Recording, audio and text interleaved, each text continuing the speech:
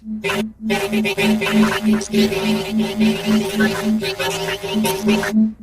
have Greg Kading, author of the book Murder Rap, former LAPD detective, best known for working on law enforcement task force investigating the deaths of Tupac Shakur and Biggie Smalls. Greg, how's it going, man? Things are good, bro. How are you doing? Well, considering me and one of my co-hosts are dealing with some nasty colds right now, we've been better, but we're definitely excited to have you on the show. So it kind of cheers us up a little bit. Yeah, sorry for the stuffed nose. You guys are getting beat down out there with some foul weather. Oh my God, man! It wasn't where I live. I'm up in Maine, and a lot of the state got hit hard, and I didn't get. I live on the top of a hill, so I don't really know how much snow I got because the wind just blew it all up against the house and all of my porch. I had like 6-foot snow drifts that I was like shoveling. Oh man, that was the worst, man. It's the snow drifts that got me. So I don't know what. I hope you. It's welcome to Maine. Yeah. Well, I had the pleasure of being through there in the fall, so I know you get your, you get your seasons, and I kind of sympathize with your winters, though. Oh yeah, yes. I mean, spring, summer, fall, love it. But I mean, I'm used to it, man.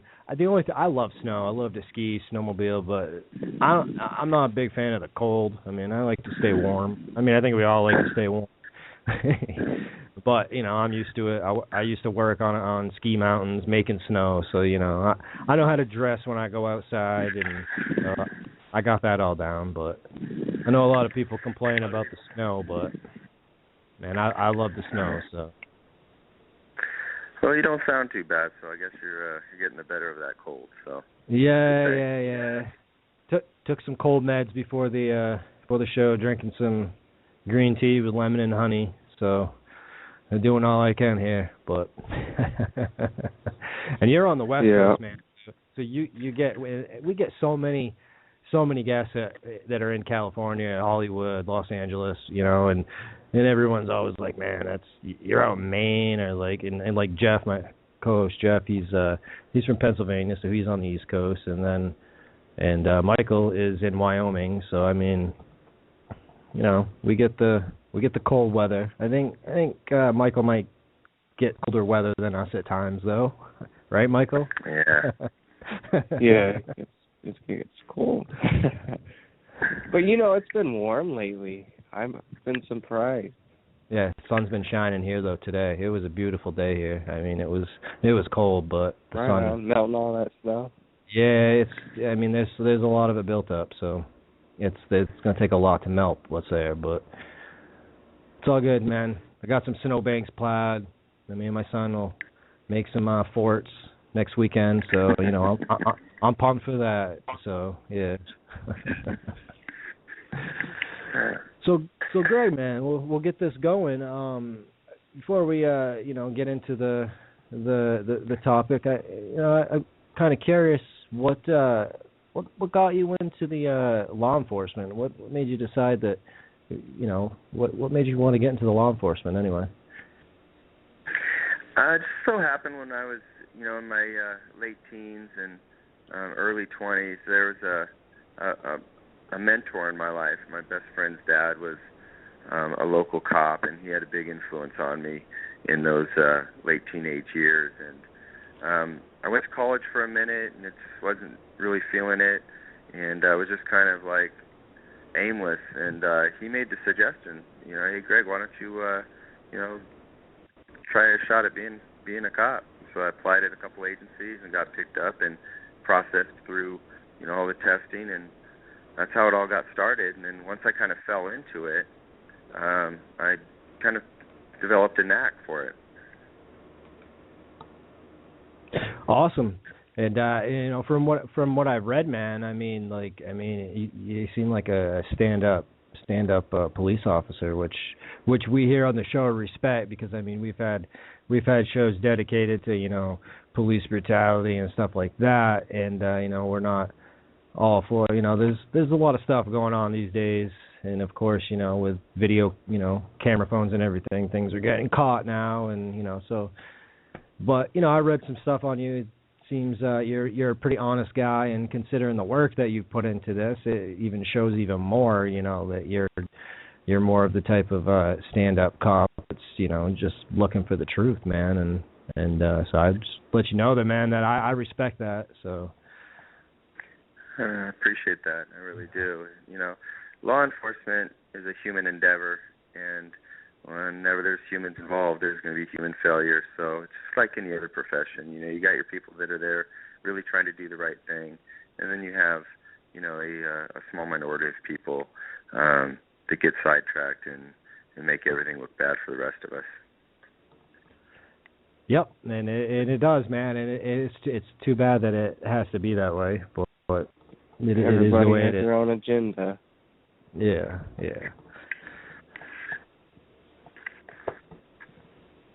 So and something that we were talking about as the show started, that's we happened to notice was trending here on Facebook. Did you see the news about Suge Knight? Yeah, my phone's been blowing up. I just got a text like 3 seconds ago saying that they've issued a police bulletin, a wanted bulletin for Suge for his arrest, you know, and considering him armed and dangerous. So this whole thing is kind of escalating rather quickly. Damn. Karma. And, it is. Ironic that it happened on the day that we were having you on the show, too. I know. I was like, well, this is going to change the topic just a bit. This is the immediate, you know, situation. And so the guy that he killed was not just some nobody, you know. It was a legitimate, you know, L.A. legend, a guy named Terry Carter. And so there's going to be repercussions. Oh, wow. Okay. Pardon me? Michael, what was you saying? Oh, I didn't say anything. Oh. Yeah, well anyway, so yeah, I didn't I mean, we were on the show when it happened, so I was just kind of like reading through it. I didn't see who it was. That name does sound familiar though. It's his friend now, right? So he ran his own friend over? Yeah, they've kind of become associates of late, and there was, you know, an altercation, or at least a verbal altercation that broke out, according to what I've been hearing, and you know, things just spiraled out of control, and you know, Suge ran the guy over, but supposedly, sorry, Dane, just 1 second, you know, jumped in his car and ran the guy over and then fled, and sorry about that for a second. I got distracted. Somebody just walked in and handed me paper. He ran, the guy that was his friend is who he ran over, but it looks like they had some kind of altercation or, you know, conflict, and that's what led to, you know, that guy getting murked. So the whole thing's a mess. Typical Suge Knight life. Yeah. Well, I mean, like I said, man, karma. He's obviously gonna be back in prison, so where he belongs. Well, he'll probably be better off there, considering who he killed. And you know, another kind of interesting. He's going to claim, guaranteed. This is my prediction, and I won't be surprised whatsoever if he gets away with it. He's going to claim self-defense. He's going to claim that fear for his life, and that it was an accident, but he was just trying to flee a situation where he felt his life threatened. And who knows, man, with Suge Knight's luck or lack thereof, depending on how you look at it, you might, you know, think you could slip away from this? Potentially. I mean, the guy's slipped away from so many other clear criminal acts. He's gotten away with so much, so many times that who knows anymore. Yeah, and like you said, probably will be better off in prison for him anyway. He might possibly be a little maybe more safer in there. Yeah, the story is, and again, this is just, street speculation, is that, they're producing this film down in Compton, NWA, based on, the rap group. And evidently there's a character in the show portraying Suge Knight, and Suge's upset that he's not getting some compensation for having his character portrayed in a movie. And this is typical. He expects to be paid for anything that happens in Los Angeles, that's related to the rap music world or, the hip-hop scene. He expects people to pay dividends, and this is why he's had so many conflicts lately, because he's constantly pressing up on people. Yeah, and it was just, I don't know, it was recently, last year he was shot at again and somehow survived. We were talking about that earlier. So that's like 2 times, right? Well, actually, that would make 3 times that he's actually been shot at, because he was with Tupac on the night, and didn't, Tupac was the one who ended up dead, and Suge stayed alive. Yep, and he's got 9 lives, no doubt about it. So good. I guess we'll start with. We might as well start with Tupac. I mean, the events leading up to, of course, in Las Vegas where it happened. We had the altercation that happened. Is that the Mike Tyson fight, right? Yep. And we had the altercation out in the lobby, and that. Well, actually, what. You can tell the story better than me, actually. Well, it actually goes way back. Yeah, before right. That night. There was a series of events that took place, over a year, 2 years, that all just kind of escalated to the point, where Tupac is ultimately shot, and then in retaliation, Biggie Smalls is killed in Los Angeles 6 months later. But it was a series of events and a series of conflicts, and there was conflict between Suge Knight and Puffy Combs. There was some conflict between, obviously, Biggie and Tupac, and then there was conflict between the gangs that represented the 2 groups. Suge was affiliated with a Blood gang out of Compton, and Bad Boy Records was affiliated with a Crip gang out of Compton. So there were these, layers of conflict that involved a lot of people. And there were a lot of confrontations. And ultimately, as you probably have read, Suge Knight's bodyguard got killed in Atlanta after a confrontation with Puffy Combs and his bodyguard. And Suge always held Puffy responsible for that. And, then there was the public dissing and the lyrics on the, different albums. And then in 1995 at a Christmas party here in Los Angeles, Suge Knight and several of his Mob Piru associates and Tupuc Shakur grabbed one of Puffy Combs' producer associates, basically kidnapping him at a house and beating the shit out of him until they were trying to torture him into giving them the whereabouts of Puffy Combs when he's in Los Angeles, his family house in Los Angeles. And so ultimately, word would have gotten back to Puffy that these guys are serious about hunting him down, and that's when he makes the solicitation to his Crip associates out here that he needs to take care of Suge Knight and Tupuc Shakur, because it's like a do or die, them or me type of thing. And Las Vegas happens, and although there was no plan to go out there and execute the agreement, one thing led to another, and it just put that prior, for lack of a better term, into motion. And The individual who ultimately killed Tupac Shakur was a guy named Orlando Anderson that was a Crip gang member, a member of that group that was representing Bad Boy at certain occasions out here in Los Angeles. And when Tupac attacked him in the lobby of the MGM, of course, he would have taken that personally and probably would have killed Tupac, just on principle. Right. But because there were other factors, the other Crips that were involved in the murder got themselves involved, namely his uncle Keefe D, who was the one who handed him the gun in the car as they approached the BMW and shot at Tupac.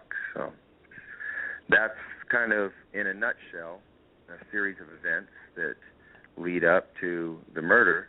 And then once Suge Knight gets himself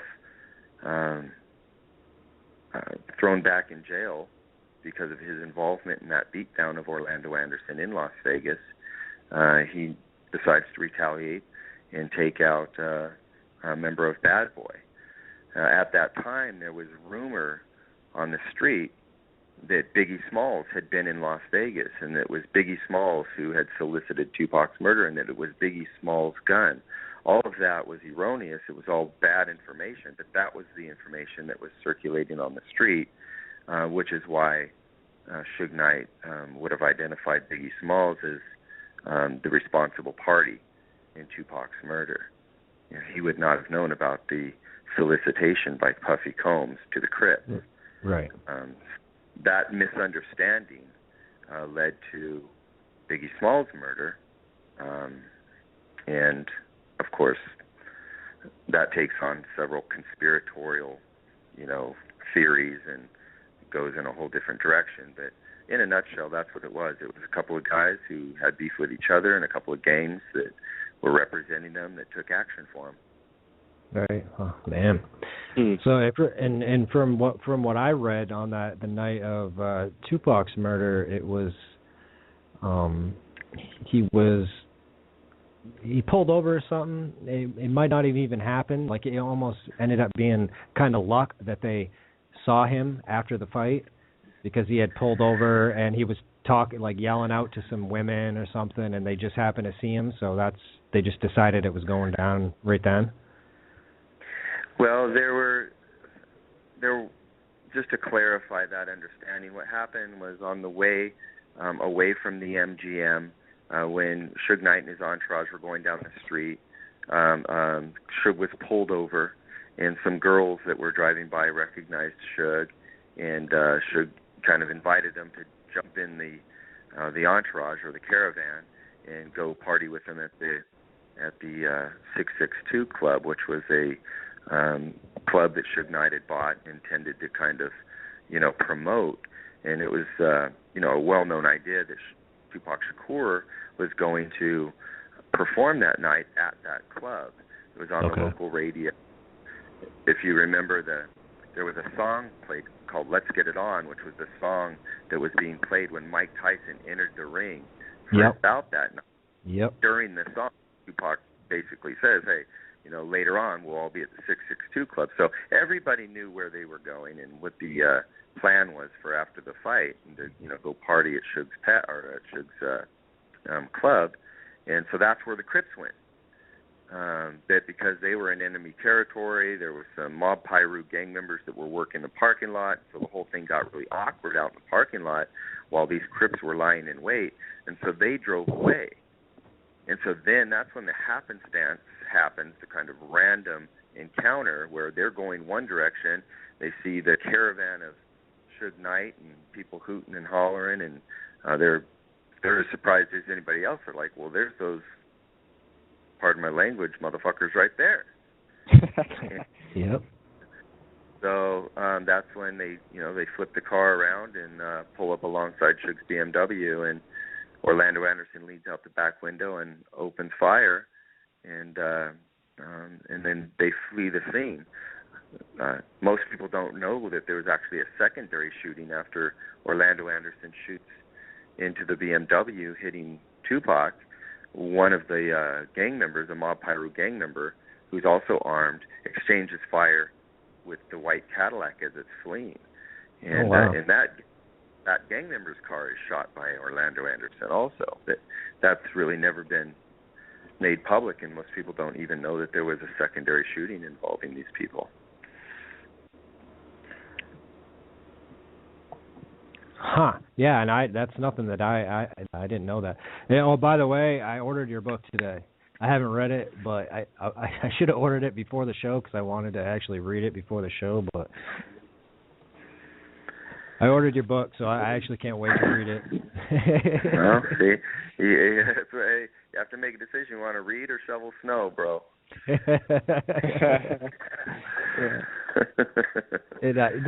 You also made wasn't there a movie coming out, or has it come out yet? A film on this? There's a documentary being made based on the book.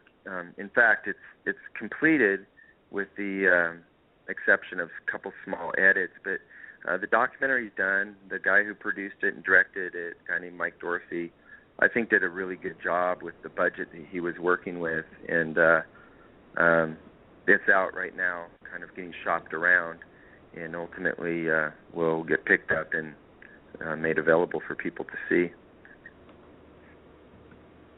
Yeah, right. For the people that don't like to read, I like to read. I'd rather read actually than watch something. But I'm going to check them both out anyway. But yeah, it is. I mean, I know a lot of people are interested in this. I know, me growing up, when everything happened, it was. I mean, obviously, I was big fans of Tupac and Biggie, and so it was a big deal when it all went down. But that was a rough time in rap. It's not so much anymore like that. But that whole East Coast West Coast thing was like it was getting out of hand. Yeah, I think the rap industry hopefully learned something from that. That they need to that how serious it gets, and there's the players and the people that are kind of posing, but then there's some real street dudes that take things quite seriously and will take things to the next level. And I think they've kind of recognized that you've got to be cautious when you're dealing with gangs, and a lot of the hip hop and rap culture is from the streets, and so therefore it's associated often with gang activity. But these people are oftentimes playing on a different level, and you have to be aware of that if you're going to associate with them. Yeah, do you think like some of them are actual drug dealers, or do they just say they are? That's just their stand-up.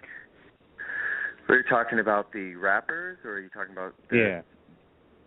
I don't know. You'd have to kind of look at each one individually and kind of see what their background is, and what they're claiming versus what their actual history is. I'm sure a lot of them do. I mean, a lot of people that grow up in urban communities and kind of economically challenged areas deal drugs. Yeah.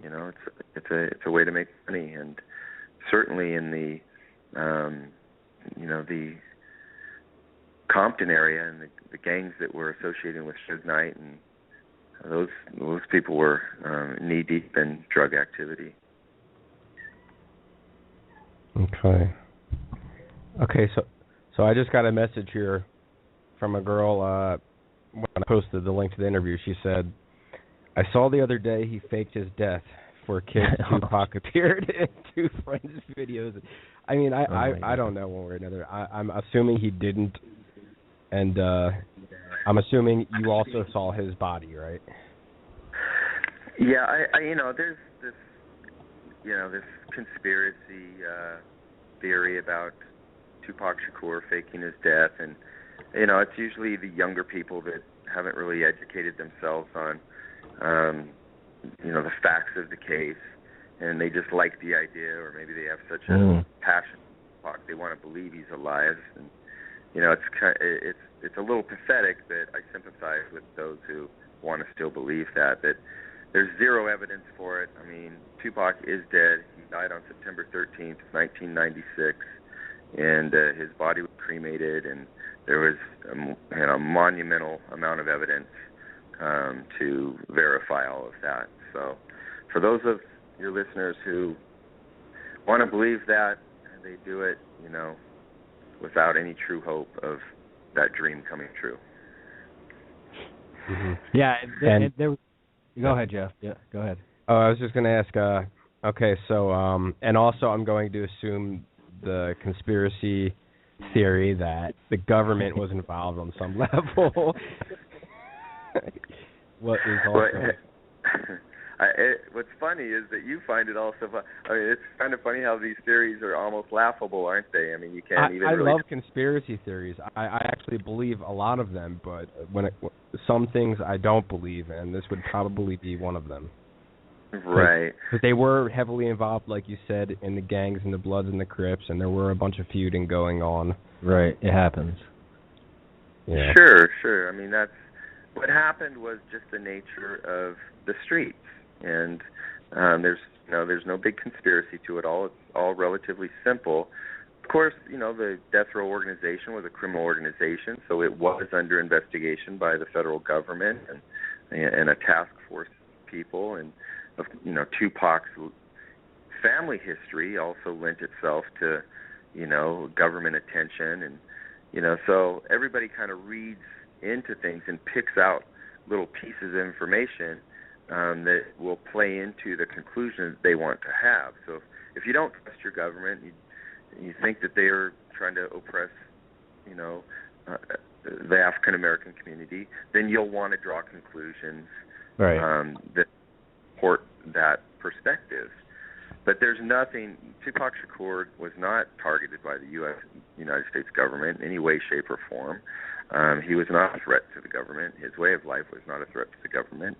His revolutionary perspectives weren't even developed enough to have the government's attention. Right. But of course, his family history with the Black Panthers and all of that would lend credence to the idea. But for Tupac himself, he's a victim of gang violence, and it's very unfortunate because had he just moved on to the next chapter in his life, because he was to the point, I think, where he was recognizing that this was not what he wanted to do, who knows where he'd be today. He'd be spread out all over the place, I bet. Okay, so Tupac is not living, as we speak, in Cuba. Everyone here, confirmed. Well, now that the embargo against Cuba is basically getting lifted and travel is going to be, people can go there for themselves.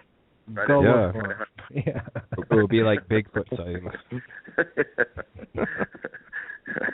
So there will be a map of Cuba to try to find out where he's at. Oh, yeah. Boy. Here we go. Make a TV show on it. Right, Hunting Tupac. Yeah. I'm gonna narrate it. It's gonna be awesome. Yeah. There you go, man. There you go. Be out in the woods at night. Right. Yeah. That's great. Oh man. So yeah. Anyway, all joking aside, so you were starting to. I mean, you were in on the investigation, and so what happened? You were starting to come on, some evidence or whatever, and then what happened? You got taken off the case just abruptly.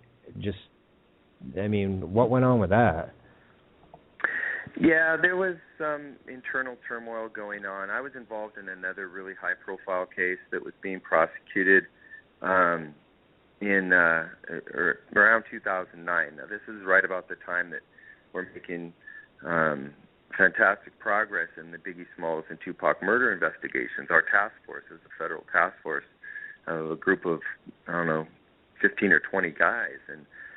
And we had all collectively come to the realization that, how these two individuals were killed and why they were killed, and we had confessing co-conspirators cooperating with our investigation. So we were very, very confident that we had all the right answers. And now it was just a matter of trying to round up the co-conspirators, the other individuals. And because of some issues that I was having in this other racketeering case, this other very large federal prosecution, the LAPD decided, hey, let's take Greg out of commission for a few minutes while we look into these claims that were being made by a defense attorney. And then the investigation just lost its steam. They didn't assign another lead investigator, and they slowly began to kind of just dismiss all of our progress, and ultimately just disbanded the task force and shelved the investigation. In hindsight, what I recognized happened is that, the LAPD's primary concern was getting out from under this massive lawsuit that was lodged against it by Christopher Wallace, Biggie Smalls' estate. His wife and his mom were suing the LAPD based on some very bad investigative information alleging that LAPD officers were involved in the murder of Biggie Smalls. So they were suing the city, and this lawsuit getting thrown out of court and reintroduced and refiled, and it was going on over years and years and years, that potentially the LAPD, if found responsible, would lose tons and tons of money, upwards of $400 million. And so that was the impetus for putting the task force together in the first place, was to try to prove that the LAPD wasn't involved, if they weren't, which is exactly what we did. And we looked into it, with objective eyes, and found out how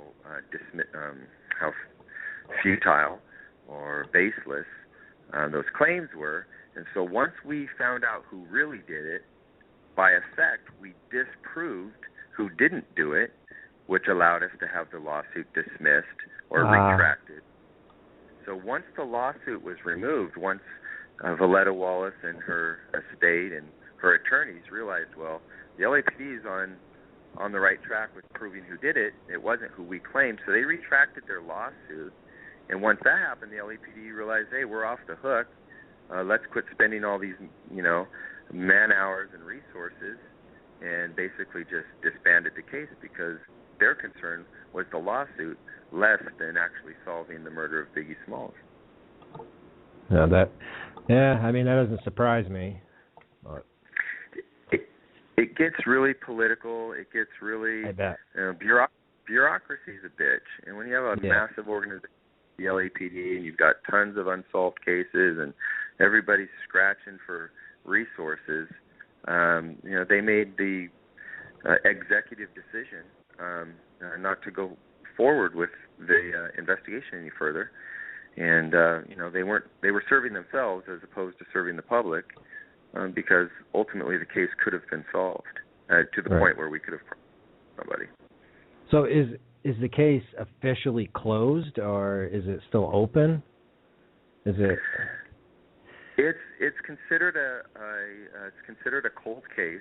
It's an unresolved cold case, but it's not a case that's being actively investigated. It's one where all the files are in archives, and if somebody calls in with a lead, it will be passed on to some investigator who's the custodian of the case. But it's not like the detectives are going out there and actively trying to solve anything. It's on a shelf, essentially. And that goes for the case in Las Vegas too. The Tupac Shakur case is in the same status. Right. So so we know. Okay, so we got who killed Tupac. Now was obviously we know Suge Knight was behind the Biggie Smalls, but there's who was the person that was behind, or the shooter of Biggie Smalls? Biggie Smalls, as you know, was killed in March 1997 here in Los Angeles.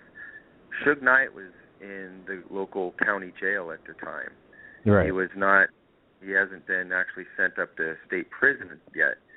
And so he was in the county jail. And so he had a criminal associate, a female criminal associate, who he had been involved in a lot of other white-collar type of crimes with, and was a very trusted person who was able to come into the jail acting as a legal aid, which allowed her and Suge Knight to have unmonitored visits. They didn't have to talk on the jail phones through a piece of glass. they were able to meet in like the attorney's rooms where Suge could have private conversations with her. And what she told us was that she met with Suge, and the whole thing was facilitated by his criminal attorney, a guy named David Kenner, and he facilitated her to go in and have these unmonitored visits with Suge, and Suge directed her to get a hold of a gang member who he was very close with, who he knew would do what he asked him to do, and said, hey, get a hold of this guy named Wardell Faust. His gang name was Poochie, and I want him to kill Biggie Smalls. So she went and met with Poochie. Poochie agreed to do it for a certain amount of money. She went and reported back to Suge and said that Poochie's willing to take care of the murder for this amount of money. Suge facilitated the transfer of the money, and Poochie shows up at the Peterson Auto Museum, lies in wait, and shoots and kills Biggie Smalls. The only thing that we don't know is whether he acted in concert with somebody else that night at the Peterson Auto Museum. I think that it would have been necessary for him to have another, co-conspirator in order for it to go down the way that it did. Now, the female that I've been speaking of, she was at the party that night also. She claims she didn't meet with Poochie that night. So we don't know. There is that one unanswered little component to the story that we don't know if Poochie had a lookout or somebody else there with him, or whether he acted completely alone.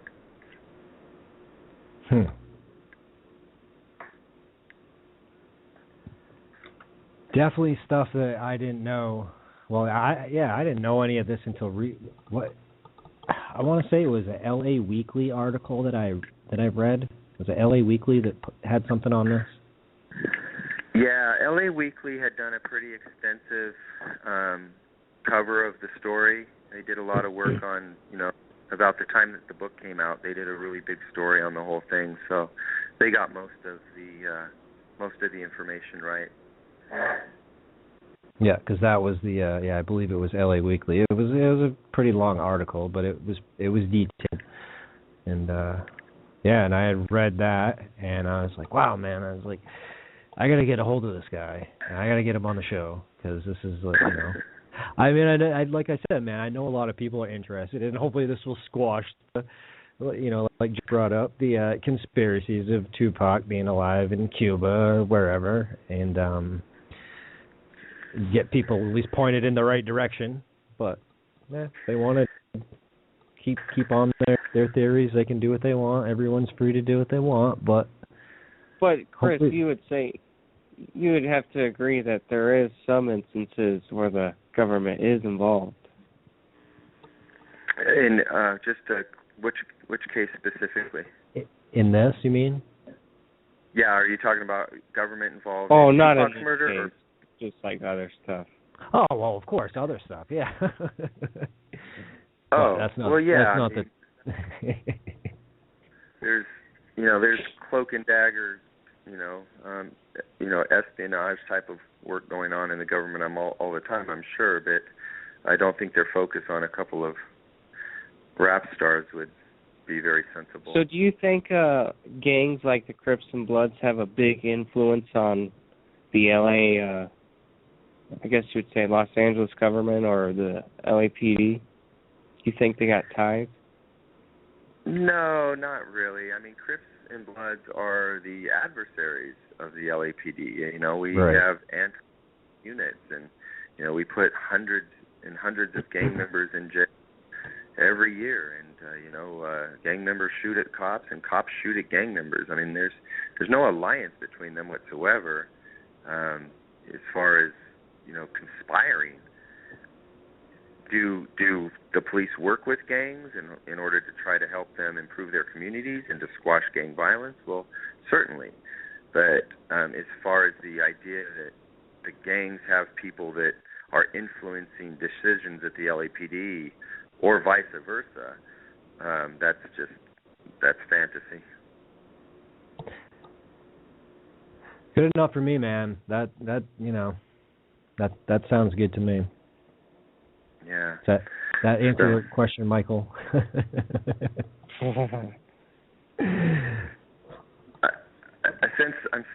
sense that Michael's not convinced. Is there anything that's particular? Oh no, I am. Okay. Yeah, I was wondering the same thing, if he's convinced or what.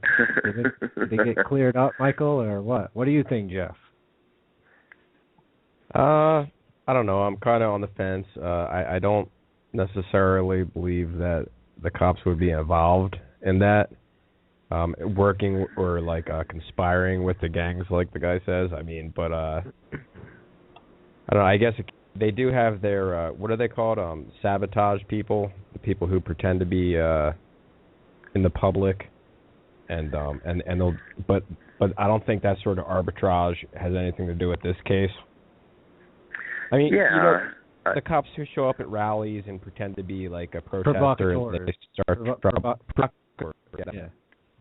Yeah, well, what they actually do, and this is a common procedure in law enforcement, is you try to embed people in a position to feed information that will provide intelligence on criminal activity. And so, if there's going to be a protest or there's some type of thing, well, you'll put some undercover cops in there just to see who's agitating the crowd, see who's saying what, making sure that there's no conspiracy to firebomb a police house or firebomb a church or a mosque or whatever. So yeah, we embed, undercover agents in order to gather intelligence to prevent crimes from happening.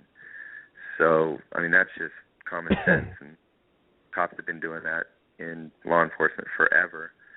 So I don't know if that applies directly to what you're suggesting. Do you think sometimes they just get bored because there's not enough violence? Because I saw a video recently of a cop inside the protest who was actually throwing rocks at the other cops. I mean, he was undercover or whatever. So I mean, why would they try to antagonize the cops to act against the protesters? And I mean, are they just? That's a really a great question, and the only response I would have is that depending on who these protesters are, what group they're a member of, if you're trying to infiltrate them with an undercover officer, and you need that undercover officer to gain the trust of those individuals in the group, then he needs to act in a way where they're not going to suspect that he's either a coward or that he's, or that he is a cop, or, it's just like a guy that goes into an undercover capacity into a motorcycle gang. Okay. He's got to go through the rituals. He's got to commit some of the crimes in order to convince the other people in that gang to trust him. Good call. And so, potentially that could be one answer, is that he's acting in a way to gain the trust so that he can provide further information, more critical information from people inside a criminal organization, if that makes sense. No, it does. I never considered that. That's a good point. Okay. All right. Wow. So, what is your view on this these whole riots that happened recently in Ferguson and around the world? People blocking traffic and whatnot. The whole thing's, it's just this whole racial divide in our country is just it's crazy. It's crazy, and there's arguments on both sides. I mean, it's just too bad that it has to escalate to the point where property gets damaged and people get hurt and people's lives are lost. I mean, it seems like this day and age we should be able to have these conversations and work out these issues without it getting, I don't know, the whole thing is just madness, really. It is. I'm glad it did seem to cool down, though, which is, I'm hoping for at least another 10 years that doesn't happen again. Let it, hopefully everyone blew off their steam or whatever, and it'll be sensible. I hope you're right. It seems like every decade or so we end up with some type of, urban riot in major cities. Can't we all just get along? In the words of the immortal Rodney King. Yep. Can we all just get along? Yeah. I don't think so, unfortunately. Yeah, it is. I don't, man. I don't. We'd like to think that we all could, but there's always going to be those people that, you know, it's just the way it is, man. We can't. There's nothing that we can do about it. I mean, we talk about it a lot on the show, but there's just only so much, you know, some of us can do. I mean, we can't control what other people are doing, you know. Yeah. It's probably going to take alien intervention. Aliens are going to have to come down. Something crazy like that. Yep. The passing in the bureau, man. Yeah. Oh, maybe once Tupac gets back from Cuba, he'll come up with the and he can help us all resolve these issues. Exactly. Yes. Come save us, Tupac. Yeah. How funny. Yeah, man. Go ahead, sir. Yeah. Well, do you have a question? Oh, me? No. I was. I thought you were going to say. No. Yeah, no, I'm good. Well, we're coming up on the 11 o'clock, so we got to wrap up with the interview, but we really, really appreciate you coming on, man. It was awesome to talk with you. Appreciate you taking thank you, guys. I appreciate the conversation myself. It's one of my favorite subjects, obviously, so I appreciate your time and effort, so I really, return the thanks. And do you have a website or anything people can go to pick up your book or whatever that you want to plug? Just the book's on Amazon for anybody who's interested in reading it, and look forward to the documentary once that comes out. We'll do some advertising and blast out where people can see it, and I think the documentary it's much more in depth. There's a lot more information than in the book, and a lot more visual, stimulation, obviously. So okay. I think the documentary.